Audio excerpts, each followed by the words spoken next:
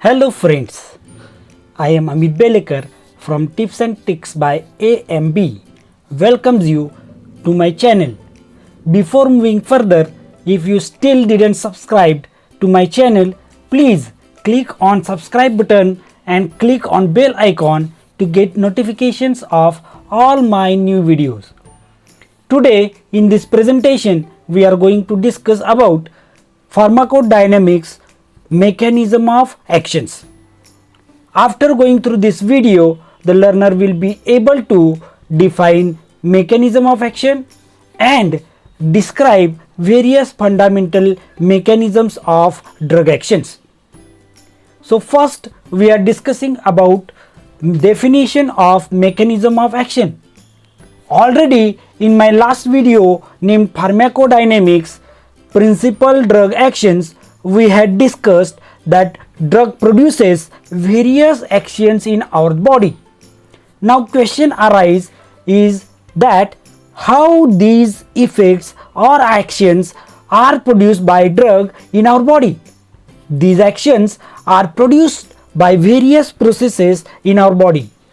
The processes by which various effects are produced in our body by the drug is called as mechanism of action of that drug. So processes by which various effects are produced by drug, these are nothing but mechanism of actions of drug. Now we are discussing about fundamental mechanism of drug actions. Any drug produces effect or action in our body by some basic or fundamental mechanism of actions.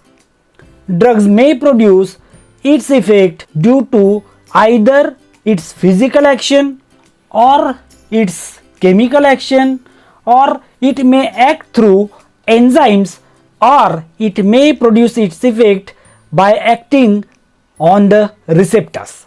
So we will discuss these fundamental or basic mechanism of drug actions one by one. First we are going to discuss about physical action. So as name indicate here, physical means physical properties. In some drugs, their physical properties may play an important role in production of its effect. We can say that these drugs may produce their effect or action due to their physical properties. For example, bulk laxatives like bran and protectives like dimethicone produce their action due to their mass.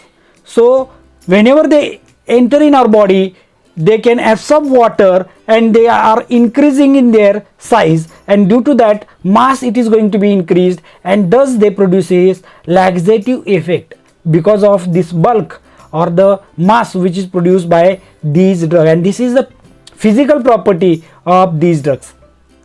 Another example we are discussing, that is magnesium sulfate or mannitol. These produces their action due to their osmotic activity, and osmotic activity is the physical property of that drug. So magnesium sulfate or mannitol, they can be used as laxative or purgative also, or they can be used to increase the blood volume also. Mannitol mostly is used for that, to increase the blood volume, and it increases blood volume by its osmotic activity, osmotic pressure which is generated by mannitol, and thus it increases the blood volume. Another example is I-131, that is iodine isotope 131, and other radioactive isotopes produce their action due to their radioactivity. So that is again the physical property by which these radioactive isotopes can produce their effect. So many drugs can act or may produce their effect because of their physical properties. Such an mechanism of action is called as physical action or physical mechanism of action. Now we are moving to second basic mechanism of action, that is chemical action or chemical reaction. Some drugs produce their effect by simple chemical reactions with some endogenously released substances or biomolecules. So these drugs can interact chemically with some substances which are released in our body and they produce their effect. For example, antacids like aluminum hydroxide, it neutralizes gastric hydrochloric acid by chemically reacting with it and neutralizes that gastric acid. So it acts as antacid by neutralizing that acid. Another example, oxidizing agents like I2, that is iodine, KMnO4, they can produce their germicidal effect by oxidizing biomolecules which are present in the germs. So they can interact chemically or oxidize the biomolecules which are present in the bacteria, and thus they can kill the bacteria, and thus they produces bactericidal or germicidal effect, and it is achieved because of its oxidizing property, that is the chemical property of that drug. Another example, acidifying or alkalinizing urine. So acidifying agents like ammonium chloride and alkalinizing agents like sodium bicarbonate, they can react with the buffers which are present in the plasma and alter pH of the urine. They can alter the pH of urine. Thus they can modify, change the pH of urine, and this property, it is because of this reaction with the buffer. So this is again the chemical action. Now third basic mechanism of drug action is drug acts through the enzymes. Almost all biological reactions which are carried out in our body, these are catalyzed by enzymes. So whatever biochemical reaction or biological reactions which takes place in our body, these are not taking place in absence of enzymes. There is necessity of enzyme for carrying out this each biochemical reaction which is taking place in our body. Hence, enzymes are a very important target of the drug, as it is responsible for various enzymatic reaction. So enzymes are very important targets for the drug. In physiological or normal conditions, rate of enzymatic activities are often optimally set. So maximum rate of enzymatic activity is already set in our body in normal conditions. Drugs can either increase or decrease the rate of enzymatically mediated reaction. So what drug does? Drug either increases the rate of enzymatically mediated reaction or it decreases the rate of enzymatically mediated reaction.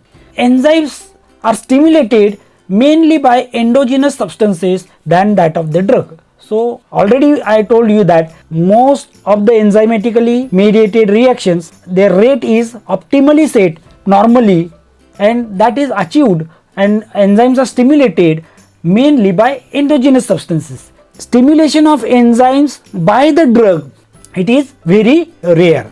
Mostly enzymes are stimulated by endogenous substances. For example, adrenaline. Adrenaline stimulate adenyl cyclase enzyme.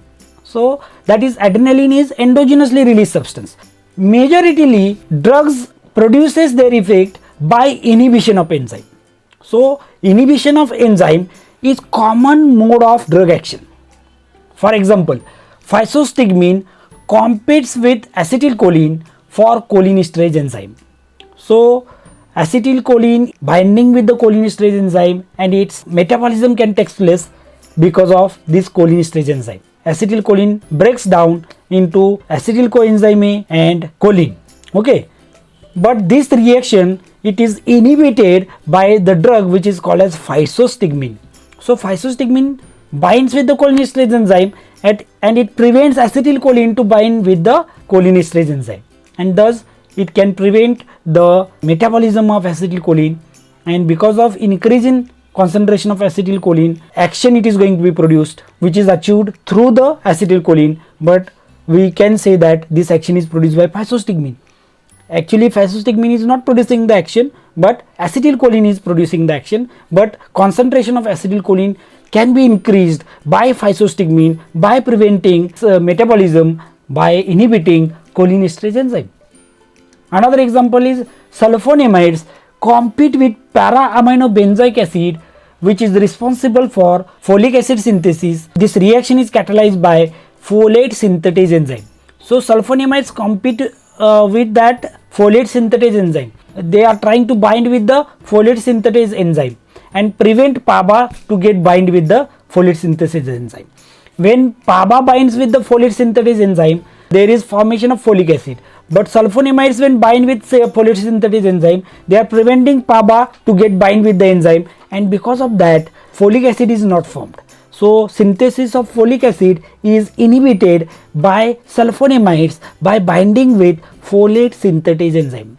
So they are inhibiting folate synthetase enzyme. So inhibition of action or inhibition of enzyme is common mode of drug action. Now we are discussing about last basic or fundamental mechanism of action, but it is not least, it is very important and mostly accepted theory of mechanism of action, that is drug can act through the receptors. So what are receptors? There are certain specific macromolecular components or binding sites on them which are present on the cell wall or inside the cell, which regulate some critical functions of the cell, are called as receptors. So these are the macromolecular compounds or macromolecules or binding sites on these macromolecules which are either present on the cell wall or present inside the cell wall, but these are very important for regulating some critical functions of the cell, and these macromolecular compounds or binding sites on them are called as receptors. Many drugs produces their effect by binding and interacting with these receptors. Some endogenously released substances combine with these receptors or macromolecular components and produce the characteristic response. Drug may increase or decrease the activity initiated through these receptors. So whatever activity which is initiated by endogenously released substance by combining with this receptor, this activity can be increased or can be decreased by presence of drug. So according to receptor theory, the intensity of response is proportional to the fraction of receptors occupied by the drug. So that is number of receptors which are occupied by drug. It is very important. So the number of receptors which are occupied by drug, that much response we can get. Maximum response we can get when all the receptors are occupied by the drug. A drug and its receptors have complementary structural features and they have a rigid lock and key relationship. Lock and key relationship means one lock is having only one key which fits into the lock and it opens the lock or it can close the lock. So that relation, lock and key relationship, is present between drug and its receptor. So drug and its receptor are also having that complementary structural features or structural relationship. As a lock is opened by its own key and not with other key, similarly drug can bind to its specific receptor which is having its complementary structure. So one drug can bind to one specific receptor, it cannot bind with other type of receptor. So that lock and key relationship is there in between drug and receptor. In relation to action through receptors, following concepts are introduced. First concept, very important concept, that is affinity. So what is affinity? Dear friends, affinity means attractions. It is ability of drug to get combined with the receptor. So it is attractiveness. Affinity means ability of drug to get combined with the receptor. Here you can see that key A fits into the lock and key B also fits into the same lock. Thus we can say that both the keys are having affinity for the lock. Similarly, you can see that drug A binds with receptor R, drug B also binds with the receptor R. Thus we can say that both the drugs are having affinity for the receptor R. Now next concept is efficacy. It is also called as intrinsic activity. So what is efficacy or what is intrinsic activity? It is ability of drug to activate the receptor or associated cell after combining with the receptor. So affinity means it is ability to get combined with the receptor, but after combining with the receptor or associated cell, if drug activates that receptor or associated cell after combining with the receptor, this type of ability is called as efficacy. So drug is binding with the receptor and producing the effect, then it is called as efficacy or intrinsic activity. Here you can see that key A fits into the lock, and when it is rotated, the lock get opened. Thus key A is having affinity towards the lock and also having efficacy or intrinsic activity, that is, it is having ability to open the lock. So that function it is performed by that key A. You can see that key B fits into the lock, but upon rotation it will not open the lock. Thus key B is having affinity towards the lock but not having efficacy or intrinsic activity. It is not opening the lock. For example, we will discuss effect of drugs on heart. Here you can see heart is beating with the normal rate. Heart have beta adrenergic receptors. Adrenaline have ability to bind with these beta adrenergic receptors present on the heart, and after binding it produces increase in the heart rate. Thus adrenaline have affinity as well as efficacy or intrinsic activity, means it is having ability to produce the effect on the tissue, that is increase in the heart rate. You can see here that propranolol also have ability to bind with the beta adrenergic receptor, that is it is having affinity, but after binding with the receptor it is not increasing the heart rate. It will not change the heart rate. Thus propranolol is not having ability to produce the effect on the tissue. Thus it lacks the efficacy or intrinsic activity. It is having affinity but it is not having efficacy. So it is not opening the lock. It is not producing any effect on the tissue. It can bind with the receptor but cannot produce effect. Drug, if it is having affinity and efficacy, then we can get effect of the drug. Now by considering these two abilities, that is affinity and efficacy or intrinsic activity, there are certain definitions we are discussing. First definition we have to discuss, that is agonist. So what is agonist? Any substance which activates a receptor to produce an effect similar to that of physiological molecule is called as agonist. So if drug binds with the receptor and activates the receptor in a manner when physiological molecule binds with the receptor, whatever effect which are produced by physiological molecule after binding with the receptor, similar type of effects if drugs are going to produce, that drug is called as agonist. Thus that drug is having both, that is affinity, that is ability to bind with the receptor, and it is also having maximal intrinsic activity or efficacy. Maximal intrinsic activity or efficacy means it is having ability to produce the effect as that of physiological molecule.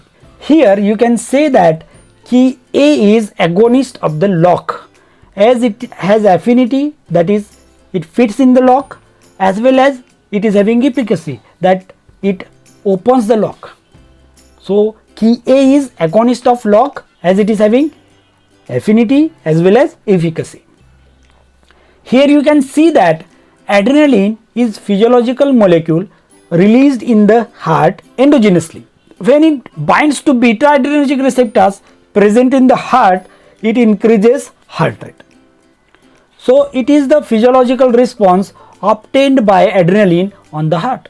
If we introduce drug isoprenaline, it also binds with the same receptor, that is beta adrenergic receptors present in the heart, and it also increases heart rate as that of endogenously released substance, that is adrenaline. So it copies the action of adrenaline. So it is having ability to bind with the receptor, that is affinity, and also it is having efficacy, that is action can be produced by the drug.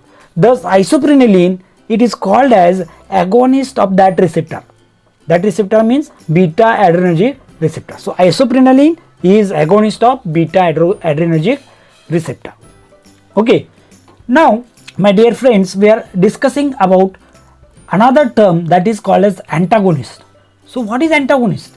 Any substance which binds to a receptor but do not activate it to produce an effect similar to that of physiological molecule is called as antagonist. So what is difference in agonist and antagonist? Agonist bind with the receptor and produce the similar effect. Antagonist bind with the receptor but cannot produce similar effect that of the physiological molecule. Thus it is having affinity towards the receptor but does not have maximal intrinsic activity or efficacy. So it can bind with the receptor but cannot produce effect. Only it binds with the receptor and occupies the chair, but it will not producing the effect. Here you can say that key B is antagonist of the lock. Why key B is antagonist of the lock? It is having affinity, that is it fits in the lock, that is affinity. But after rotating this key, it cannot opening the lock. Thus it is not having efficacy. Have affinity but not having efficacy. That is called as antagonist. Okay, here you can see already we discussed that adrenaline is physiological molecule released in the heart endogenously. When it binds to beta adrenergic receptors present in the heart, it increases heart rate. So it is physiological response obtained by adrenaline on the heart. But if we introduce drug propranolol, it also binds with the same receptor, that is beta adrenergic receptor, but it does not increases heart rate. Thus it does not produce or mimic the effects produced by endogenously released physiological molecule, that is adrenaline. So it is having affinity, that is it can get bind with the receptor but it is not producing the effect. Thus it lacks the efficacy. Having affinity but lacks efficacy, that is nothing but the antagonist. So propranolol is called as antagonist of beta adrenergic receptors. Now last term we are going to discuss, that is partial agonist.